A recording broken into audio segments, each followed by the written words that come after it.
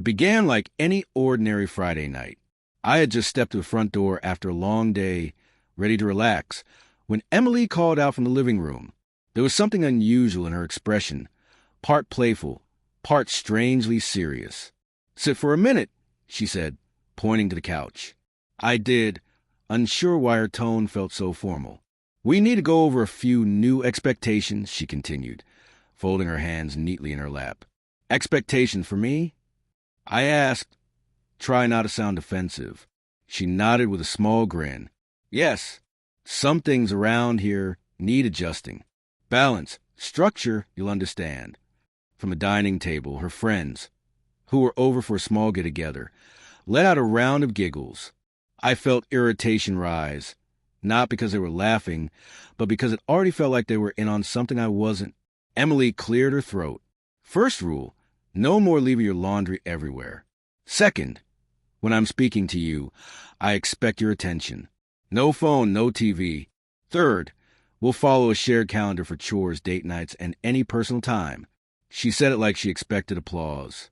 I blinked slowly, trying to process the sudden shift from casual evening to command presentation. Her friend snickered again, one whispering something I didn't catch. The room pressed in on me, judgment hanging thick in the air. I took a steady breath. "Emily," I said, keeping my voice calm but grounded, "I'm all for compromise. I'm all for structure. But I'm not okay with being handed a list like I'm some employee getting new office protocols, especially not in front of guests." Her smile faltered. "If we're talking rules," I continued, "they have to apply to both of us. Nothing one-sided. Nothing imposed." The laughter behind us died instantly.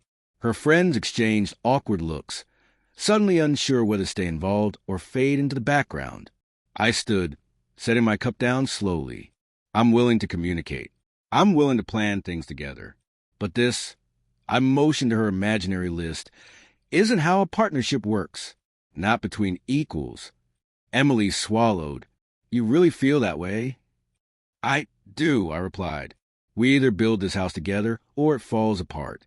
But I won't be talked down to my own home." The atmosphere shifted. Even her friends, who had been giggling minutes before, were now quietly observing the moment, their earlier amusement replaced by discomfort or maybe quiet agreement. Emily crossed her arms, her voice tight. "I thought you'd just laugh it off. I didn't think it'd come across so serious." "It is serious," I said gently, "not because of the rules, but because of how they were delivered. Marriage isn't one person dictating terms. It's two people choosing together." Her friends murmured amongst themselves. One whispered, "He's right," and I caught it. I didn't mind. It only confirmed I wasn't imagining the imbalance. Slowly, the tension in Emily's shoulders eased. "Maybe I pushed it too far," she admitted quietly. "I wanted us to be more organized. I didn't think about how it might sound." "I get that," I told her, "and I'm open to improving things. But only if we do it together." Her face softened with genuine realization. I didn't look at it that way. "It's okay," I said with a small, reassuring smile. "We'll figure it out. Just understand, my voice matters here, too." From that point on, the rest of the evening felt different. The laughter returned, lighter, mutual, without the undercurrent of mockery or imbalance. When we talked about chores, schedules, and what needed improving, it actually felt like a conversation, not a lecture. By the time her friends left, the air between us was calmer, clearer. Something had realigned. The next morning, I woke up with a quiet sense of peace I hadn't felt in a while. Emily was already in the kitchen making coffee. When she greeted me, her tone carried no defensiveness, only sincerity. As we moved around each other, there was no tension, no lingering resentment, just two people sharing a space with actual respect. Later that day, we sat together with the shared calendar she had mentioned. But this time, every task, every commitment, every plan was discussed openly and agreed upon by both of us. No demands, no surprises, just cooperation. Even her friends, when they visited again, treated me differently, subtly more respectful, more aware of the boundary that had been drawn.